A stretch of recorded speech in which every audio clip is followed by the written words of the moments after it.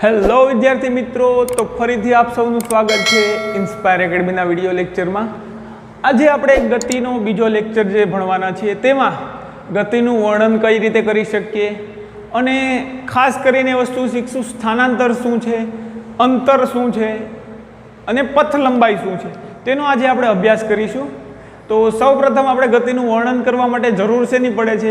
એક સંદર્ભ બિંદુની। જે તમે જાણો છો કે સંદર્ભ બિંદુ શું છે, તો કે જેની સાપેક્ષે અથવા જેની સરખામણીમાં આપણે કોઈ વસ્તુનું સ્થાન નક્કી કરીએ છીએ તો એ વસ્તુને આપણે સંદર્ભ બિંદુ કહીશું।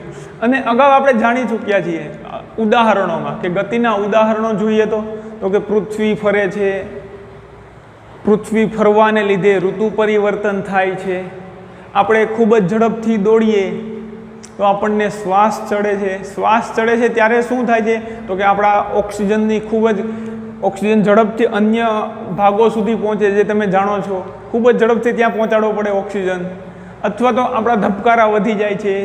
શા માટે? તો કે ખૂબ જ ઝડપથી ઓક્સિજન બધાને પહોંચાડવો પડે।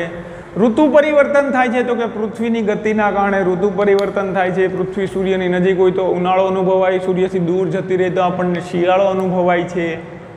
આવી ઘણી બધી માહિતીઓ। ભરતી અને ઓટ શું છે તો કે ચંદ્ર નજીક હોય છે ત્યારે ભરતી આવે છે, પછી ચંદ્ર દૂર જતો રહે તો ઓટ આવે છે, એનો મતલબ કે ત્યારે ચંદ્રની કંઈક ગતિ થતી હશે। આ બધા માટે તમે જોયું કે ગતિ એક્ઝેક્ટલી જવાબદાર છે, અથવા આ બધાની કંઈક ગતિનો આપણને અભ્યાસ કરી શકીએ, આમાં કોઈ ને કોઈ વસ્તુ ગતિ કરતી હતી। અન્ય ઉદાહરણોમાં આપણે જોઈએ તો કે ગતિના ઘણા બધા પ્રકાર આપણે છે। સૂર્યની આસપાસ જે ગ્રહો ગતિ કરે છે તે વર્તુળાકાર ગતિમાં ગતિ કરે છે, વર્તુળાકાર માર્ગ પર ગતિ કરે છે। આપણે જે વાહન ચલાવીએ છીએ એ આડાવાળા માર્ગ પર ગતિ હોય છે, ઘણીવાર વળાંક આવે તો વર્તુળાકાર થોડોક ગતિ થઈ જાય। એક તો પ્રકાર આવશે સુરેખ ગતિ। સૌપ્રથમ પ્રકાર આવશે આપણે જે ભણવાના છે એમાં કે પ્રથમ પ્રકાર છે આપણો ગતિના પ્રકારમાં એક તો સુરેખ ગતિ। સુરેખ ગતિ એટલે બીજું કશું નથી, સીધા રસ્તા પર ગતિ, એમાં ક્યાંય વળાંક આવતો નથી। સુરેખ પથ પર ગતિ અથવા સુરેખ ગતિમાં આપણે એવો અભ્યાસ કરવાનો છે કે સુરેખ ગતિમાં કોઈ વ્યક્તિ જો આમ જાય છે તો પછી આમ જઈ શકે અથવા આમ જઈ શકે, એનાથી આમ કે આમ ક્યાંય જઈ શકે નહીં, માત્ર એક જ આ દિશામાં અથવા આ દિશામાં સુરેખ પથ પર ગતિ। બીજી એક ગતિ કરવાની છે એ છે વર્તુળાકાર ગતિ।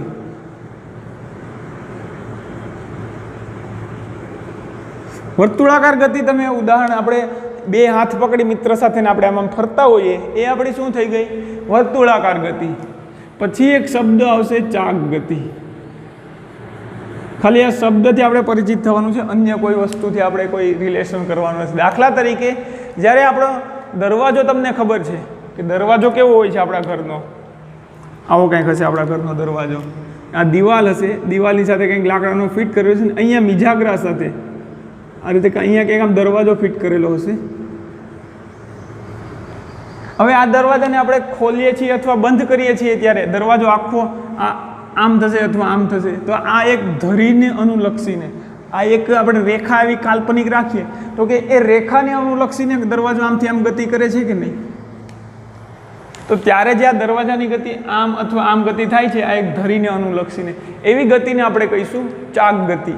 આપણે જે વીંજણો પંખો, ખાલી હાથનો પંખો હોય કે જેમાં એક લાકડી હોય અને તેમાં હૂક જેવું રાખેલું હોય ને પછી આમ ફેરવીએ એટલે ફરશે અને આપણને હવા આપશે, તો ત્યારે જે પંખાની ગતિ થાય છે વીંજણાની એ પણ ચાક ગતિ થશે। તમે જૂના પિક્ચરમાં અથવા રામાયણમાં અથવા કોઈ મહાભારતની સિરિયલમાં રાજા મહારાની બાજુમાં બે દાસીઓ હોય છે જ્યાં પંખાથી હવા નાખતી હોય છે, ઝૂમ ઝૂમ ઝૂમ ઝૂમ, તો એ જે પંખા અથવા વીંજણા કહીએ તો એની ગતિ પણ કેવી છે? ચાક ગતિ છે। જે આપણે બહુ ઉચ્ચ અભ્યાસ કરીશું, તમે ધોરણ 11-12માં આવશો ફિઝિક્સમાં ત્યારે આપણે ભણીશું કે ચાક ગતિ શું છે। આટલી ગતિ। બીજી અનિયમિત ગતિ, બીજી ઘણી પ્રકારની ગતિ હોય છે, પ્રવેગિત ગતિ, પ્રતિપ્રવેગિત ગતિ, પણ એનો આપણે અત્યારે કોઈ અભ્યાસ કરવાનો નથી। અત્યારે આપણે ખાલી આ ઉદાહરણ માટે આટલી માહિતી જોઈએ। હવે સુરેખ પથ પર ગતિનો આપણે અભ્યાસ કરવાનો છે। સુરેખ પથ પર ગતિ છે તેનો અભ્યાસ કરવાનો છે। હવે વિદ્યાર્થી મિત્રો આપણી પ્રવૃત્તિ છે આપણી બુકમાં કે તમારા વર્ગખંડની દિવાલો સ્થિર અવસ્થામાં છે કે ગતિમાં છે? તો કે તમે ઉદાહરણ તરીકે તમને જ પોતાને સંદર્ભ બિંદુ લઈ લો તો તમારી સાપેક્ષમાં હવે જ્યારે તમે સ્થિર છો ત્યારે, અથવા અન્ય કોઈ દિવાલને સંદર્ભ દરવાજાને સંદર્ભ બિંદુ લઈએ તો દરવાજાની સાપેક્ષમાં આપણી દિવાલોના સ્થાન બદલાય છે નહીં, તો ત્યારે આપણી દિવાલ ગતિમાં નથી. પરંતુ આપણી દિવાલ પૃથ્વી ઉપર છે, આપણે પૃથ્વીથી બહાર જતા રહીએ અને પછી અવલોકન કરીએ તો કે પૃથ્વી ફરે છે તો દિવાલ પણ ફરશે, તો તે સ્થિતિમાં આપણી દિવાલ ગતિમાન સ્થિતિમાં આવે છે. ત્યારે આપણે કહી શકીએ કે નહીં સાહેબ અમારી દિવાલ તો ગતિમાં છે, પણ પૃથ્વી ઉપર રહીને ન કહી શકીએ કે દિવાલ ગતિમાં છે. આપણે ક્યાંથી અવલોકન કરીએ છીએ તે તફાવત આપે છે, એનું કારણ કે ગતિ એ સાપેક્ષ ખ્યાલ છે. અન્ય વસ્તુ તમે અનિયંત્રિત ગતિઓ વિશે ભણી ગયા હશે. અનિયંત્રિત કે જેના પર આપણું નિયંત્રણ ન હોય, જ્યારે ખૂબ જ ઝડપથી બાઇક કે સાયકલ લઈને જતા હોય અને સામેથી અન્ય વાહન આવે ને અથવા તો રસ્તામાં છાણનો પોદળો કે પાણી આવે ને આપણું બેલેન્સ ન રહે, ત્યારે જે આપણી સાયકલની ગતિ થાય છે અનિયંત્રિત ગતિ થાય છે. અને અનિયંત્રિત ગતિથી આપણું નિયંત્રણ રહેતું નથી, સંતુલન ગુમાવી બેસીએ છીએ અને અન્ય સાથે અથડામણ અનુભવીએ છીએ, જેને આપણે એક્સિડન્ટ કહીએ આપણી ભાષામાં. નદીમાં પૂર આવે છે ને જો ઘોડા પૂર આવે તો નદીની ગતિ છે એ અનિયંત્રિત ગતિ છે. ભૂકંપ આવે છે ત્યારે જે ગતિ થાય છે અનિયંત્રિત ગતિ હોય છે. આ બધી હતી અનિયંત્રિત ગતિ. તો નિયંત્રિત ગતિ એટલે કે જેના પર આપણું નિયંત્રણ હોય, આપણે બાઇક ચલાવીએ છીએ એક્સિડન્ટ વિના, એ નિયંત્રિત ગતિ છે. વોટર પાણીના પ્રવાહના જે ધોધ વડે વિદ્યુત ટર્બાઇન ફેરવીને યાંત્રિક ઉર્જા વડે યાંત્રિક ઉર્જાનું આપણે વિદ્યુત ઉર્જામાં રૂપાંતર કરીએ છીએ, વીજળી મેળવીએ છીએ, એ શું થઈ ગયું? નિયંત્રિત ગતિ. જો ગતિ નિયંત્રણમાં હોય તો ફાયદાકારક છે, અનિયંત્રિત છે તો બિલકુલ ફાયદાકારક નથી. હવે આપણે ગતિનું વર્ણન કરવું છે, તો ગતિના વર્ણન માટે જરૂરી શું છે? સૌથી મહત્વની વસ્તુ, ગતિના વર્ણન કરવા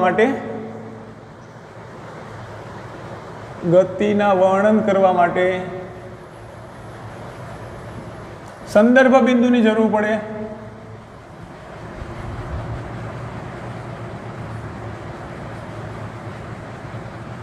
સંદર્ભ બિંદુ તમે હવે જાણો છો કે સંદર્ભ બિંદુ કોને લઈશું? જ્યારે તમારું સ્થાન કોઈ અન્ય સ્થાનની સાપેક્ષમાં કોઈને બતાવો છો ત્યારે સંદર્ભ બિંદુ છે.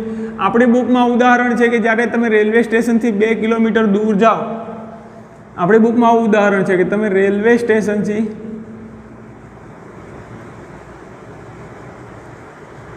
ઉત્તર તરફ 2 કિલોમીટર દૂર છે, તો અત્યારે તમે તમારું સ્થાન ક્યાં રીતે કહો છો? તો હું રેલવે સ્ટેશનથી ઉત્તર તરફ 2 કિલોમીટર દૂર છું, તો ત્યારે તમારા માટે સંદર્ભ બિંદુ શું થઈ જાય?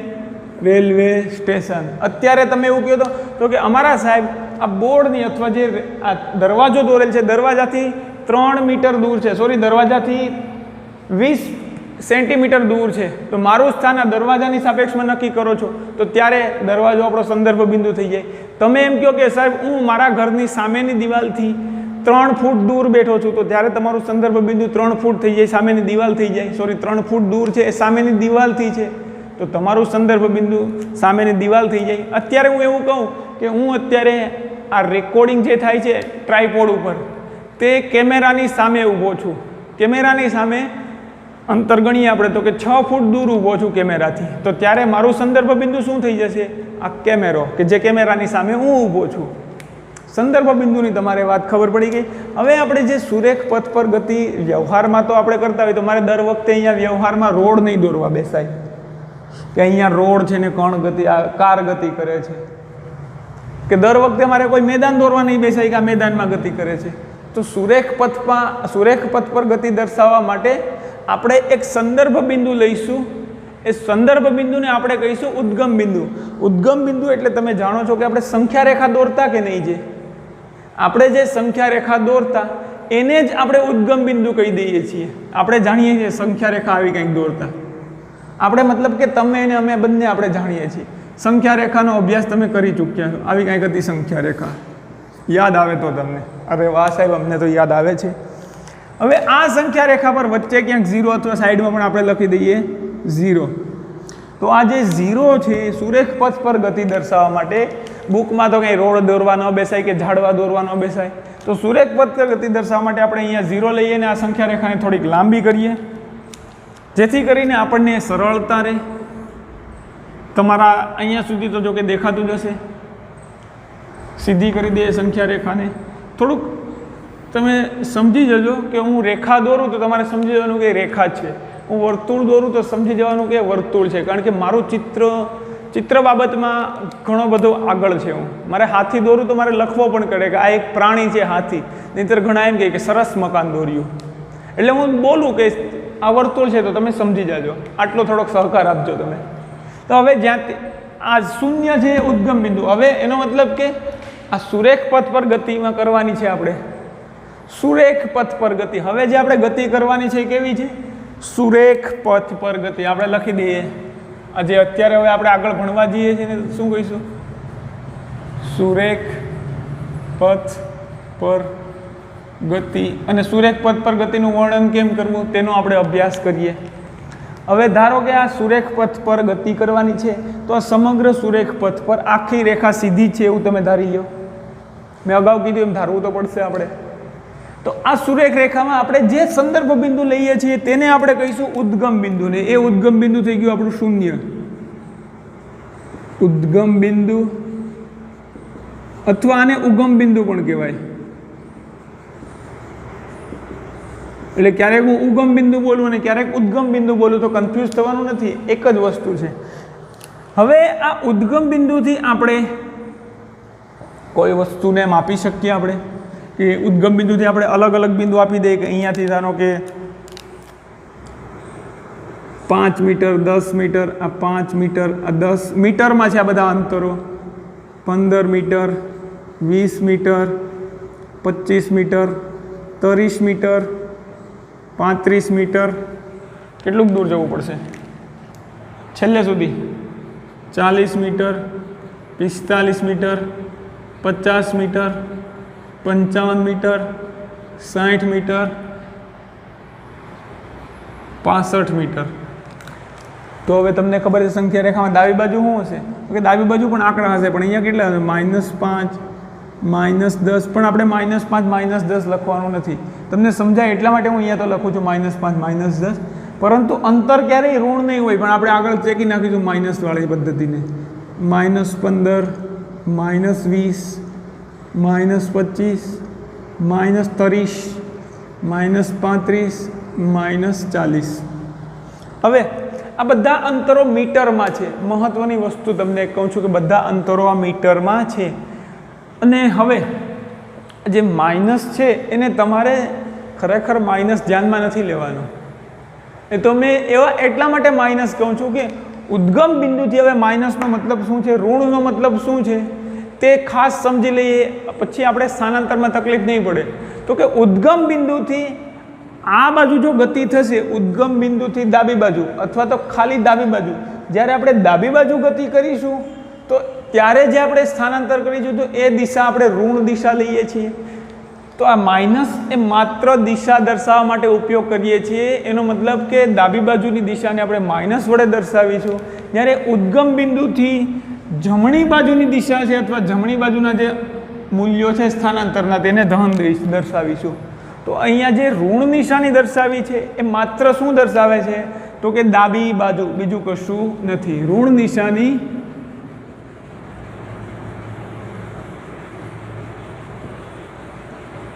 દિશા દર્શાવવા માટે ઉપયોગમાં લીધેલ છે. દિશા દર્શાવે છે. કઈ દિશા? તો કે ઋણ નિશાની, સોરી આપણે આખું વાક્ય જ લખી દઈએ, દિશા દર્શાવવા માટે જ છે, અન્ય એનું કોઈ કામ નથી. હવે હું એમ કહું કે કોઈ કણ ઉદ્ગમ બિંદુથી ડાબી બાજુ 10 મીટર અંતરે છે અત્યારે, તો મારે શું સમજવું પડશે કે ઉદ્ગમ બિંદુથી ડાબી બાજુ 10 મીટર અંતરે છે. તો કોણ અહીંયા હશે કે નહીં? પણ હવે દર વખતે એવું નહીં બોલાય કે ઉદ્ગમ બિંદુથી ડાબી બાજુ એને 10 મીટર અંતર કાપ્યું. મારે એમ કહેવું કે કોઈ કણે ઉદ્ગમ બિંદુથી ડાબી બાજુ 10 મીટર અંતર કાપ્યું, તો આપણે એ તો ખબર છે કે અહીંયાથી ડાબી બાજુ જશે. પરંતુ દર વખતે આવું સરળતા ખાતર આપણે ઘણીવાર એવું કહીશું કે કણે -10 મીટરનું સ્થાનાંતર કર્યું. આપણે એવું વાત કરશું, ક્યારેક એ વાત બોલીશું કે કણે -10 મીટરનું સ્થાનાંતર કર્યું, તો આપણે સમજવું પડે કે -10 છે એટલે કે ઉદ્ગમ બિંદુથી ડાબી બાજુ હોય. 10 મીટરનું સ્થાનાંતર કર્યું એમ કરું તો ઉદ્ગમ બિંદુથી જમણી બાજુ હોય. આવું આવશે વારંવાર. હવે આપણે હમણાં માઇનસ દિશાને માઇનસને સાઈડમાં રાખીએ, ગોળી મારી દઈએ, માઇનસનું કાંઈ બહુ કામ છે નહીં. હવે ધારો કે આપણે સમજવાનું છે 3 વસ્તુ, 3 નહીં ખરેખર 2 જ વસ્તુ છે. એક તો છે પથ લંબાઈ, પેલું અંતર એ જ ખરેખર પથ લંબાઈ છે, અને બીજો એક શબ્દ છે સ્થાનાંતર. પણ સાહેબ આ બંનેનો અર્થ હરખા જેવો જ છે એવું ન કહેવું જોઈએ. હું તમને સમજાવી દઉં પછી તમારે વાત કરવી કે સાહેબ અંતર અને પથ. અંતર એ ખરેખર પથ લંબાઈ જ છે ને આપણે વારંવાર શબ્દ આવશે પથ લંબાઈ અને બીજો એક શબ્દ આવશે સ્થાનાંતર. તો એ બંને આપણે અત્યારે સમજવાનું છે. તો કે કોઈ અંતર અને સ્થાનાંતર અથવા પદ લંબાઈ નક્કી ક્યાંથી કરીશું? તો કે ઉદ્ગમ બિંદુની ઉદ્ગમ બિંદુથી. ઉદ્ગમ બિંદુ શા માટે? તો કે સુરેખ પથ માટે આપણે કોઈ વસ્તુનું સ્થાન અથવા ગતિ કરે છે તો ક્યાંથી દર્શાવીએ? સંદર્ભ બિંદુની આજુબાજુમાંથી, સંદર્ભ બિંદુથી. પણ અહીંયા આપણું સંદર્ભ બિંદુ શું લીધું છે? ઉદ્ગમ બિંદુને સંદર્ભ બિંદુ લીધું છે.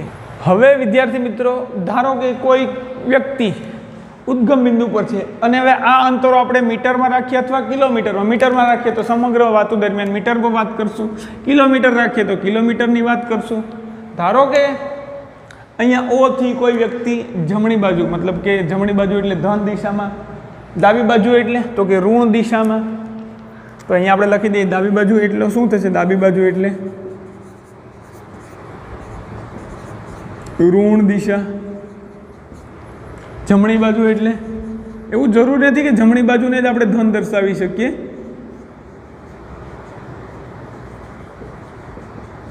જમણી બાજુને ઋણ દર્શાવીએ તો ડાબી બાજુને ધન દર્શાવવી પડે. એ આપણી સરળતા ઉપર હોય, તમારે જે ઈચ્છા થાય એ રીતે લઈ શકીએ. પરંતુ આપણે મોટા ભાગે જમણી બાજુને ધન લઈએ છીએ અને આ બાજુ એટલે કે આપણી ડાબી બાજુને ઋણ લઈએ છીએ. હવે અહીંયા શું થાય છે? કોઈ વ્યક્તિ ઓ પર છે અને એને એમ થાય છે કે આપણે ચાલવું છે. ચાલીને ધારો કે એ અહીંયા આપણું સી બિંદુ છે, ચાલીને સી પર પહોંચે છે. સીથી પણ હજી ચાલવાનું ચાલુ રાખે છે અને બી પર પહોંચે છે. હજુ એ ચાલવાનું ચાલુ રાખે છે અને સોરી અહીંયા મારે ઉપર કરવું પડશે, લખવું પડશે જમણી બાજુ. એને શું કહીશું આપણે? ધન દિશા. આપણે જે વાત કરતા હતા વ્યક્તિની કે કોઈ વ્યક્તિ ઉદ્ગમ બિંદુ એટલે કે આપણું સંદર્ભ બિંદુથી ચાલવાની શરૂઆત કરે છે તો એનું આપણે નક્કી ક્યાંથી કરીશું? અંતરો સંદર્ભ બિંદુથી. સંદર્ભ બિંદુથી સી પર પહોંચે છે, હજી બી પર પહોંચે, હજુ આગળ વધે છે અને એ પર પહોંચે છે. કંઈક સમયગાળો લાગ્યો છે. એ સમયની સાથે હવે તમે અવલોકન કરજો કે કોઈ વ્યક્તિ ઓથી લઈ અને એ પર પહોંચે છે તો સમય સાથે એના સ્થાનમાં ફેરફાર થયો છે. સમય સાથે એના સ્થાનમાં ફેરફાર થયો છે તો એણે ગતિ કરી છે તેવું આપણે કહી શકીએ. તો આ દરમિયાન એણે કેટલું અંતર કાપ્યું છે? તો તમે કહી શકશો સાહેબ આ તો સરળ છે, અહીંયાથી આપણે સ્ટાર્ટ કરીએ, માપી લઈએ. એ સુધીનું અંતર આપણને ખબર છે 60 મીટર. આ બધા અંતર આપણી બુકમાં કદાચ કિલોમીટરમાં છે કે આ બધા અંતર બુકમાં કિલોમીટરમાં છે તો આપણે કિલોમીટરમાં રાખીએ. મીટરમાં હોય તો મીટરમાં રાખીએ, એવું કંઈ ફરક ન પડે. આપણે વાત કરીએ છીએ મીટર કહીએ તો મીટર, પણ દાખલામાં કિલોમીટર હોય તો કિલોમીટર રાખવું પડે. અત્યારે તો સમજૂતી માટે છે તો બુકમાં કદાચ આપણા અંતરો કિલોમીટરમાં આપેલા છે. તો હવે જ્યારે કોઈ વ્યક્તિ ઉદ્ગમ બિંદુથી ગતિ કરીને એ પર પહોંચે છે ત્યારે કેટલું અંતર કાપે છે? તો આપણે લખી દઈએ ઉદ્ગમ બિંદુથી એ પર ગતિ કરીને એ પર પહોંચે છે એટલે કે ઓ થી લઈ અને એની ગતિ, એ સુધીની ગતિ દરમિયાન ગતિ માટે ઓ થી લઈ સી બી અને એ સુધી પહોંચે છે. એ ગતિ માટે એનું અંતર કેટલું છે? તો કે અંતર કેટલું કાપે છે? 0 થી લઈને 60 કિલોમીટર. તો કે ઓ થી એ ગતિ માટે એ અંતર કેટલું કાપે છે? 60 કિલોમીટર. હવે એક વસ્તુ તમને મગજમાં આપણે બેસાડી દઈએ કે અંતર એ આપણને જાણીએ છીએ, પણ એક નવો શબ્દ આવશે પથ લંબાઈ.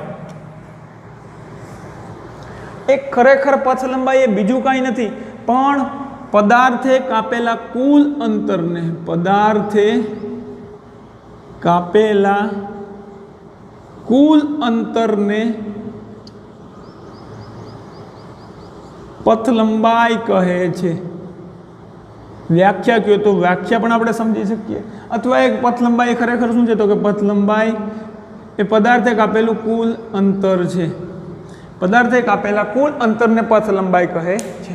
તો અહીંયા પદાર્થે કુલ કેટલું અંતર કાપ્યું? તો કે 0 થી લઈ અને 60 સુધી જાય છે, મતલબ કે અંતર એણે 60 મીટર કાપ્યું છે. હવે આપણે દર વખતે અંતરને બદલે એક શબ્દ પથ લંબાઈ જેનો ઉપયોગ કરીશું કે અત્યારે પદાર્થની પથ લંબાઈ કેટલી છે?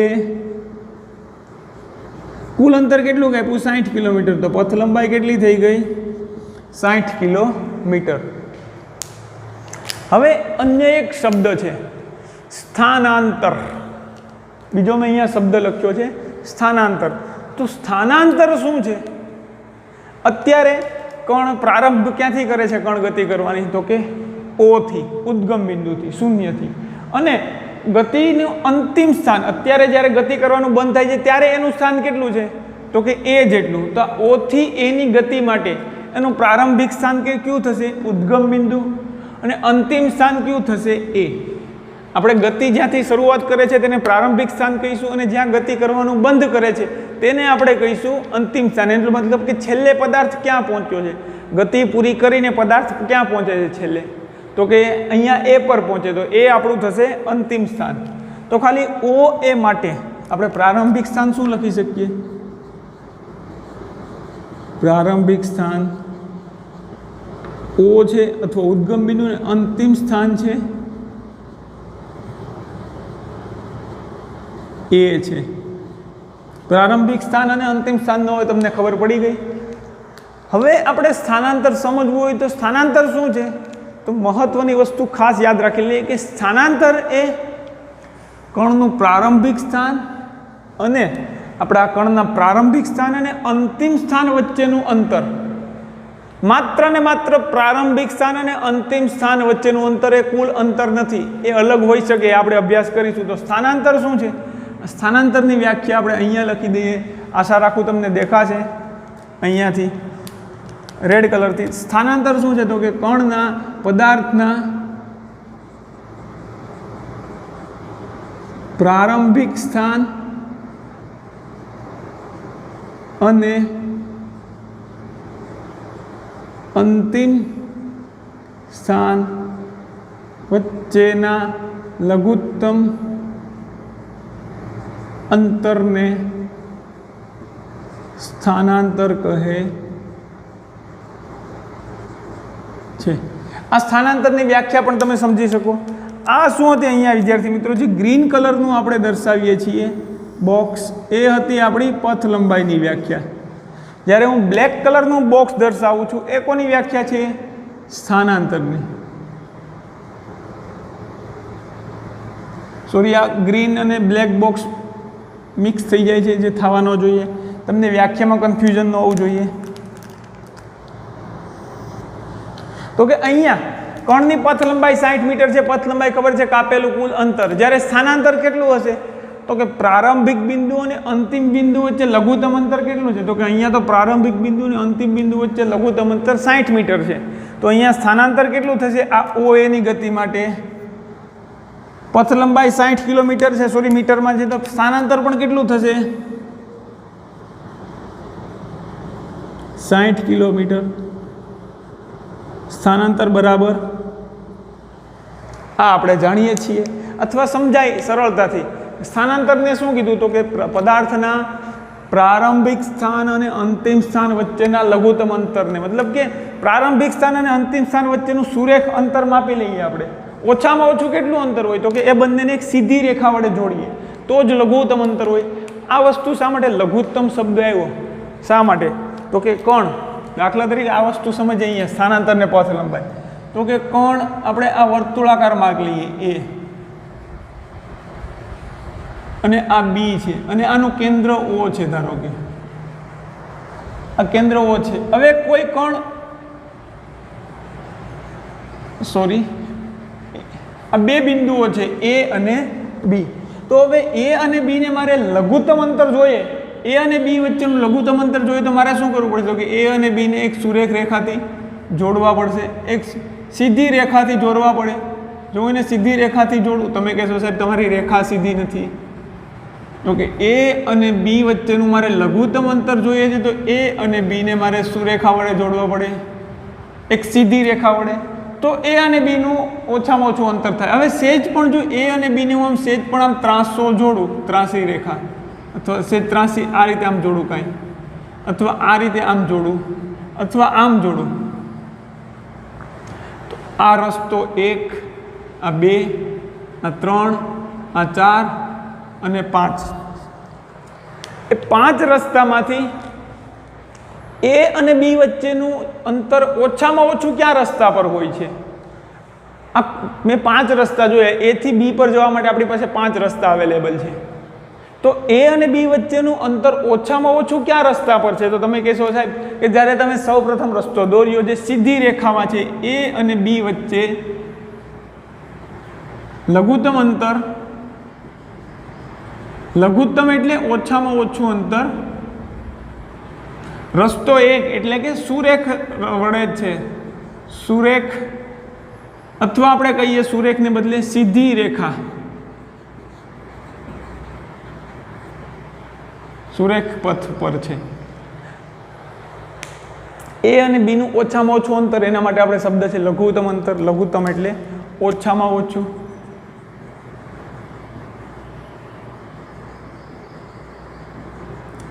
એ અને બી માટે લઘુત્તમ અંતર ક્યારે મળે છે એ અને બી બિંદુ વચ્ચેનું? તો કે હું જ્યારે એ થી બી પર જવું છે તો મારે ઓછામાં ઓછું અંતર કઈ રીતે મળે? તો કે એ અને બી વચ્ચે જો સુરેખ હોય રસ્તો તો એ સૌથી ઓછું અંતર મળશે. સુરેખ એટલે કે સીધી રેખા હશે અથવા સુરેખ પથ પર છે તો એ સૌથી ઓછું અંતર હશે. જ્યારે બીજા કોઈ રસ્તા 2, 3, 4 છે તો એ બધામાં તો લઘુત્તમ અંતર નથી, એ રસ્તા 1માં મળે છે એના કરતાં વધારે અંતર છે, તો ત્યારે એ અને બી વચ્ચેનું સ્થાનાંતર જે લઘુત્તમ અંતર છે એટલું થશે. આ વસ્તુને આપણે અન્ય એક ઉદાહરણ દ્વારા જોઈએ કે કોઈ કણ એ થી બી પર પહોંચે છે. અહીંયા આમાં ને આમાં કોઈ કણ એ થી બી પર પહોંચે છે અને બીજા રસ્તાને આપણે હટાવી દઈએ. રસ્તો 1 અને રસ્તા 2 પર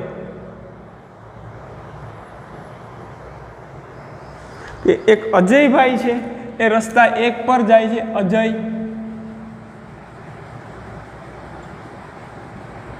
રસ્તો 1, જ્યારે વિજય રસ્તો 2 પસંદ કરે છે.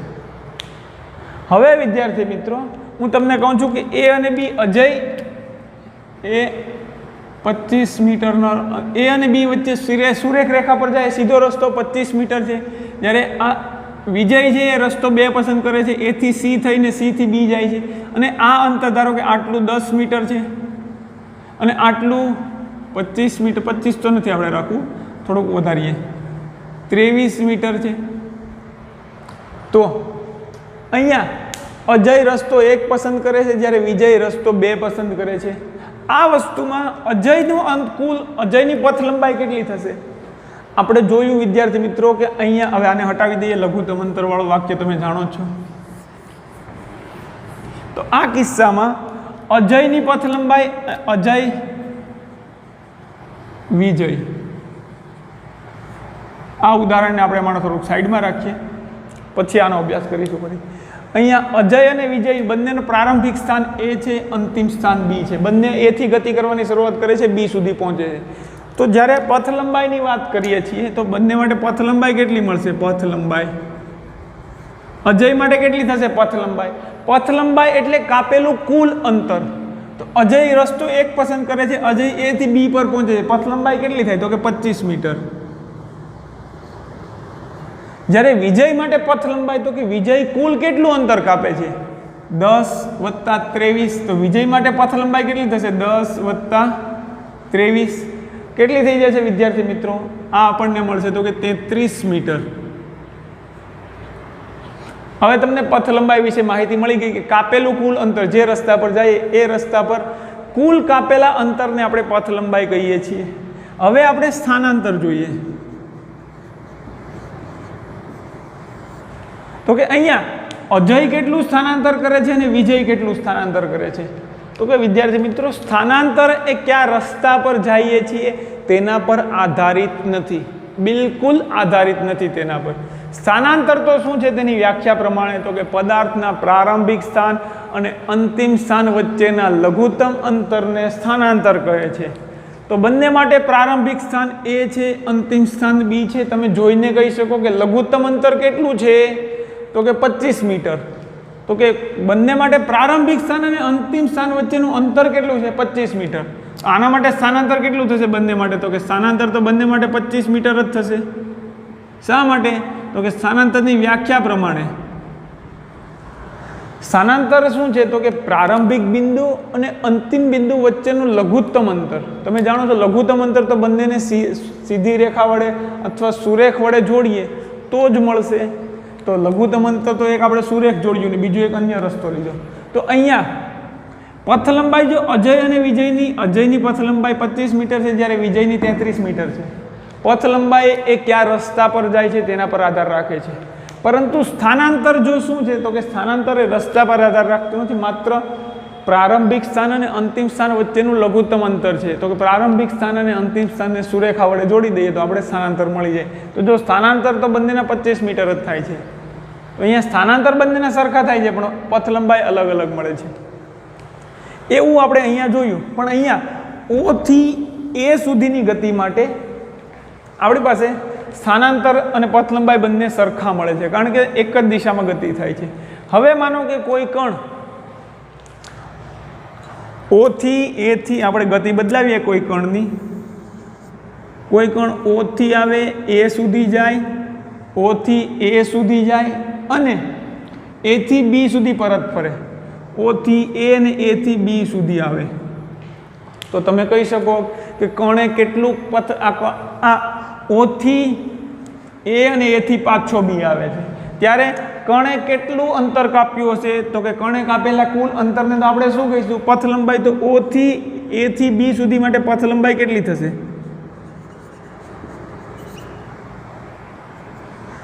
તો કે O થી A થી B સુધીનું કુલ અંતર છે તેને આપણે પથ લંબાઈ કહીશું.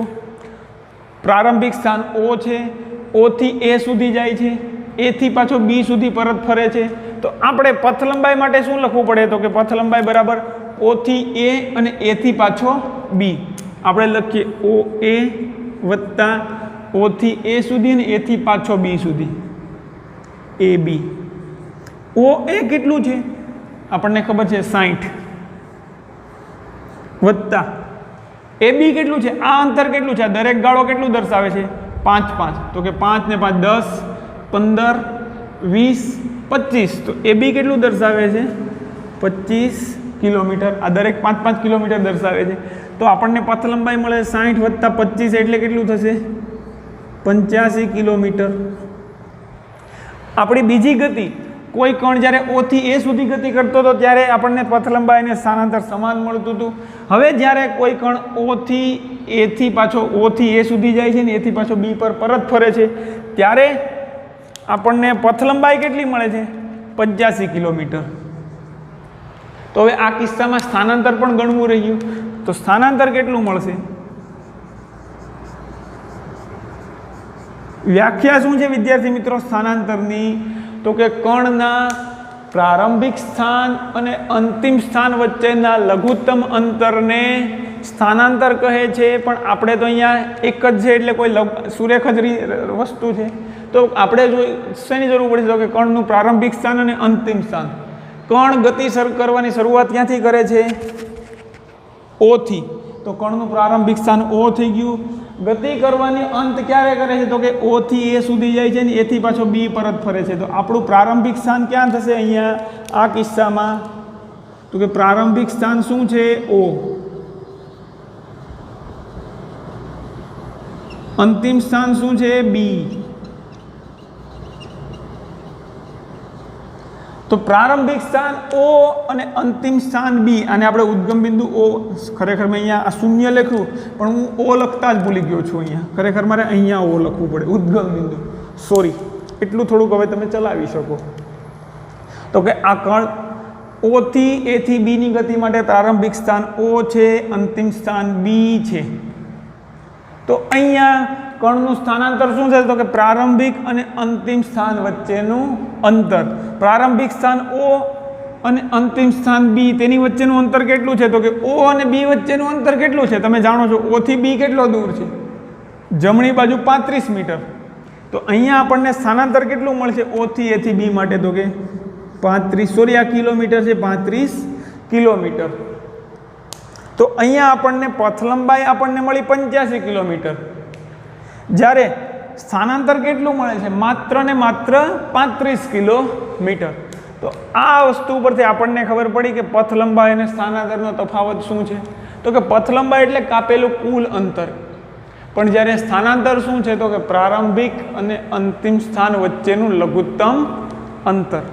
હવે આ જ વસ્તુમાં આપણે કણને જો ફરીથી અન્ય એક ગતિપથ કરાવીએ, તમને દેખાશે કદાચ ત્યાં દૂર લખવામાં, આપણે કણને આને હટાવી દઈએ.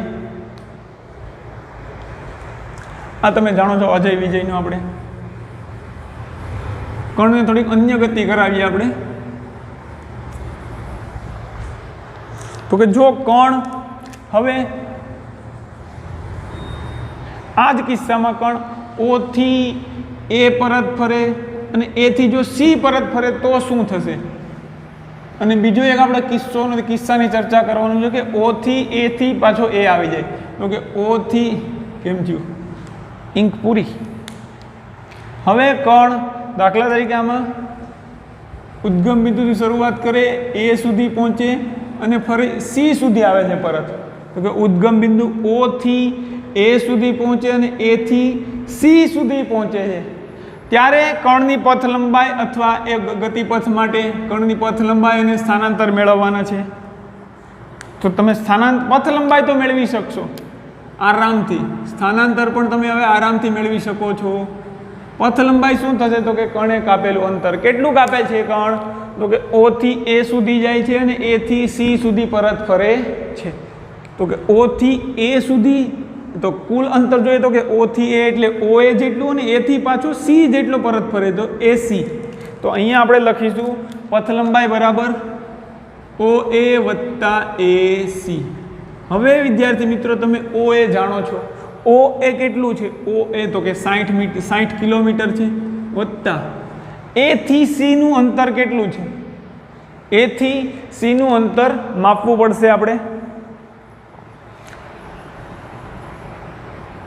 A થી C નું એટલે તો કે આપણું આ A અને C, આ 5 નું અંતર દર્શાવે. તો કે 5, 10, 15, 20, 25, 30, 35. A થી C નું અંતર છે 35 કિલોમીટર. તો કુલ અંતર આપણે સરવાળો કરીશું તો આપણને મળશે 95 કિલોમીટર.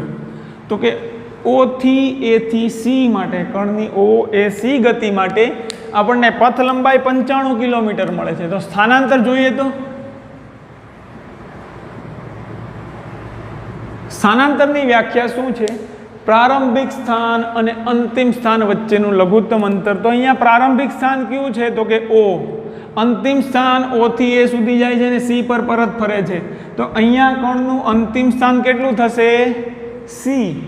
તો O અને C વચ્ચેનું અંતર કેટલું છે? આપણને ખબર છે સ્થાનાંતર શું છે? તો કે O અને C નું અંતર, કારણ કે પ્રારંભિક સ્થાન O છે, અંતિમ સ્થાન C છે. O અને C વચ્ચેનું અંતર કેટલું? તો કે 5. આપણને ખબર છે O થી C કેટલું દૂર છે? 25 કિલોમીટર.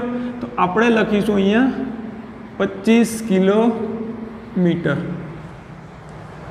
તો અહીંયા O થી A થી C ની ગતિ માટે કણની પથ લંબાઈ 95 કિલોમીટર મળે છે, જ્યારે સ્થાનાંતર આપણને 25 કિલોમીટર મળે છે. હવે તમને સ્થાનાંતર અને પથ લંબાઈનો ભેદ સ્પષ્ટ થઈ ગયો હોવો જોઈએ, આશા એવી રાખું છું. તો હજી આપણે એક ગતિપથની ચર્ચા કરી લઈએ. તો કે જો કણ ડાયોડમરો હોય, બુદ્ધિશાળી હોય, O થી A સુધી જાય અને A થી પરત O સુધી ફરે, તો આ કિસ્સામાં શું થશે? આપણે એની ચર્ચા કરવાની છે. તો કોઈ કણ ઉદ્ગમ બિંદુ આપણું O થી A સુધી જાય છે અને A થી પરત ફરે છે પાછો O સુધી. O થી A સુધી જાય છે અને A થી O સુધી પરત ફરે છે. તો ત્યારે કણનું પથ લંબાઈ અને સ્થાનાંતર મેળવો તો આપણે જોઈએ પથ લંબાઈ કેટલી થશે?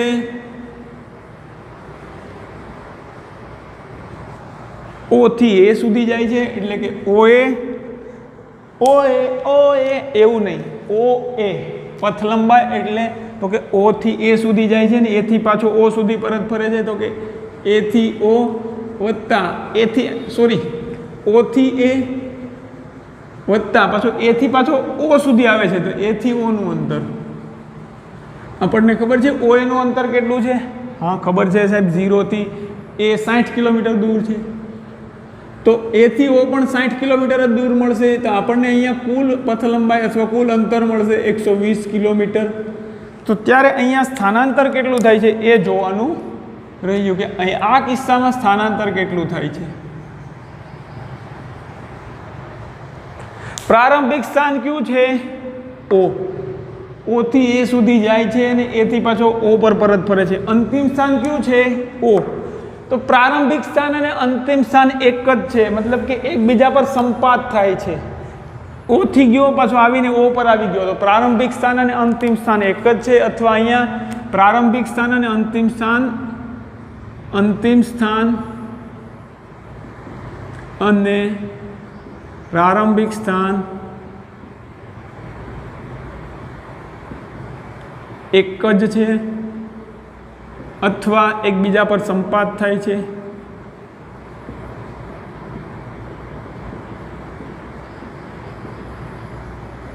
તો આવા કિસ્સામાં શું થશે? જ્યારે પ્રારંભિક સ્થાન અને અંતિમ સ્થાન એક જ હશે, તો આવા કિસ્સામાં વિદ્યાર્થી મિત્રો ઓ થી ઓ નું અંતર કેટલું હોઈ શકે? કાંઈ જ નહીં. કાંઈ જ નહીં મતલબ કે શૂન્ય. તો અહીંયા સ્થાનાંતરનું મૂલ્ય કેટલું મળશે? શૂન્ય. અહીંયા સ્થાનાંતરનું મૂલ્ય કેટલું મળશે? 0 કિલોમીટર. કાંઈ નહીં હોય તો 0 કિલોમીટર આપણે એવું તો લખવું પડે ને. ઓ થી એ કેટલો દૂર છે? ઓ થી ઓ કેટલો દૂર હોય? હું મારા ને મારે જાતથી હું કેટલો દૂર હોય? તો કે 0 કિલોમીટર જેટલો, 0 મીટર જેટલો. તમે તમારાથી કેટલા દૂર હોય? 0 મીટર જેટલા. તો અહીંયા આપણે આ સ્થાનાંતર અને પથ લંબાઈની ચર્ચા પૂરી કરીએ છીએ. ખાસ વસ્તુ યાદ રાખીશું, પથ લંબાઈ એ કુલ અંતર છે, જ્યારે સ્થાનાંતર એ પ્રારંભિક સ્થાન અને અંતિમ સ્થાન વચ્ચેનું અંતર છે. તો અહીંયા વિદ્યાર્થી મિત્રો આ સ્થાનાંતર અને પથ લંબાઈ એ ઉપયોગી શા માટે છે? તો કે કોઈ પણ વસ્તુ છે અથવા કોઈ પણ કણની ગતિનું વર્ણન કરવા માટે એક તો કોની જરૂર પડે? ગતિનું વર્ણન કરવા માટે સંદર્ભ બિંદુની જરૂર પડે કે જ્યાંથી આપણે અંતરો માપવાના છે. તો ગતિના વર્ણન માટે એક તો જરૂર સંદર્ભ બિંદુની પડે, બીજું અંતર અથવા તેને આપણે પથ લંબાઈ પણ કહી શકીએ. અને સ્થાનાંતરની મદદથી અંતર એટલે કે પથ લંબાઈ અને સ્થાનાંતર વડે ગતિનું વર્ણન કરી શકાય. તમે કહેશો સાહેબ ખાલી અંતર વડે પણ કરી શકાય અથવા ખાલી સ્થાનાંતર વડે પણ કરી શકાય. ખાલી અંતર વડે કરું તો પણ અર્થહીન છે, ખાલી સ્થાનાંતર વડે કરું તો પણ અર્થહીન છે.